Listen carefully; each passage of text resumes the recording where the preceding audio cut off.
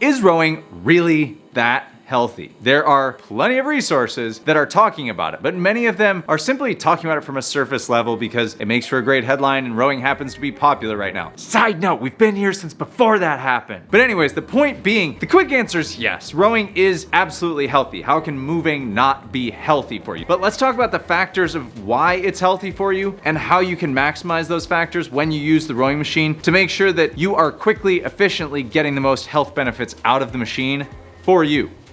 If this is your first time here, welcome. I'm Shane Farmer. This is Dark Horse, where you build the life that you want to live, and we just happen to use rowing to get you there. So there's no question, in my opinion especially, that moving is bad generally. Blanket statement, if you're moving, then it's better for you than a sedentary lifestyle, 100%. How one movement or fitness choice rises above another to become better, well, a lot of that is subjective, and there tends to be a lot of bias that goes into those decisions. Now, are there some things, is rowing better than roller skating? I don't want to put my flag in the ground on that because I feel like the roller skating community is going to come after me. But is rowing better than walking? Well, it may be for some and not for others. But let's talk about why rowing really is healthy and beneficial for you, the factors that make it so, and inside of that, making sure that you do get the most when it's time for you to start rowing. So of course, we use rowing to get you there. Obviously puts our bias up. I mean, obviously going to be biased in this video. Let's discuss the health benefits of rowing, why it is touted and so popular right now as such a healthy training tool. So number one on this, that it is able to scale from low intensity to extremely high intensity. You could sit on this machine for 24 hours and the only thing that might get sore would be your butt.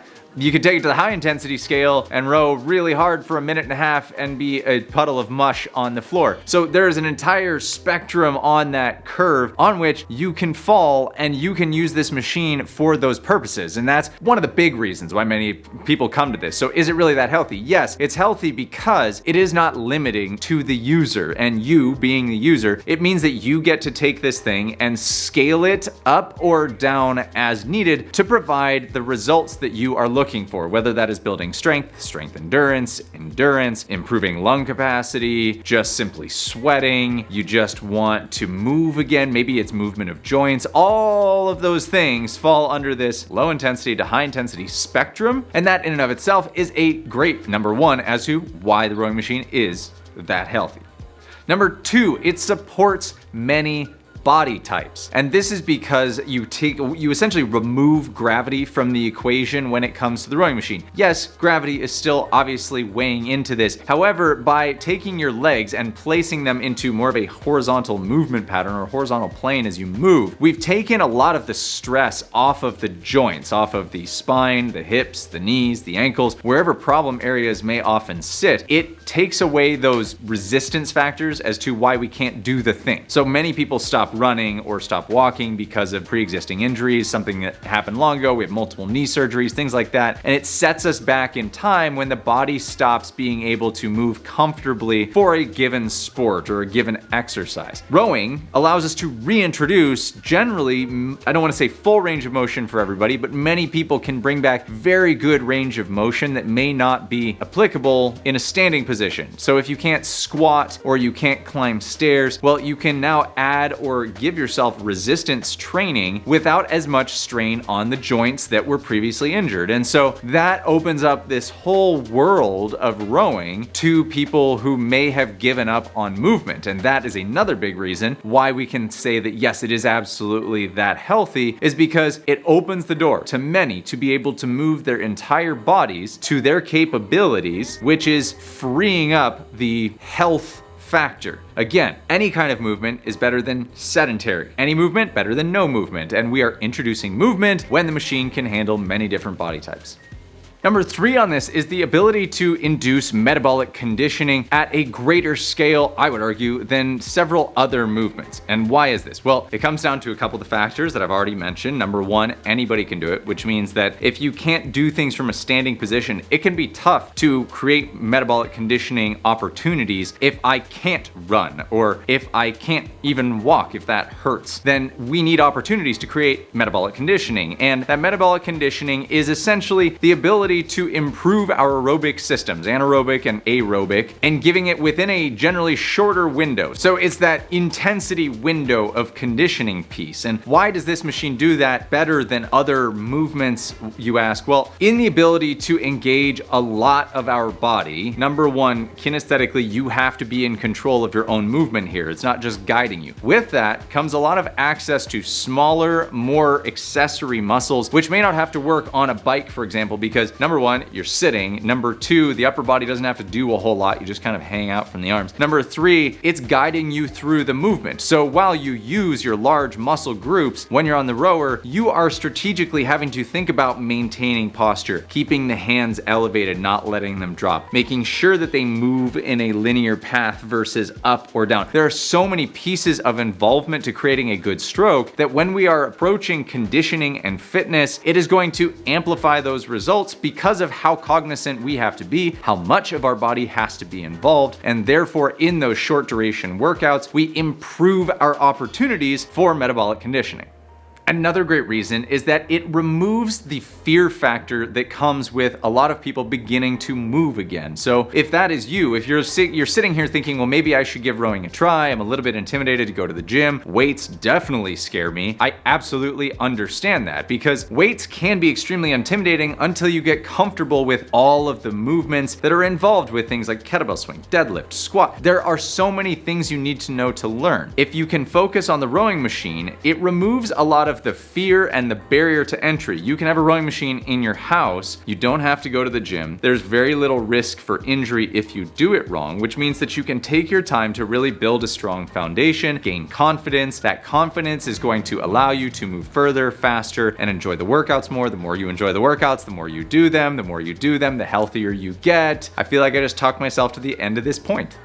So pulling out of one of the earlier ideas is that because we have this whole spectrum of low intensity to high intensity, we can talk about both ends of the spectrum as valuable, which I did with the metabolic conditioning piece, but let's talk about the low intensity spectrum. There are some movements that don't really give you the ability to have almost that meditative element to it, but you can find that in rowing. So while some days you may want intensity because you are trying to improve heart and lung capacity, maybe there are some days where you just need plain recovery and you need to tone the intensity down. You'd like to release your mind from the stress of things. Well, you can do that when you turn the intensity down on the rowing machine. It becomes meditative because of the cyclical nature of the movement. It allows your brain to relax and just settle into this consistent movement. And often, if you've done our workouts before, you'll know low stroke rate workouts are an excellent way of helping you achieve that.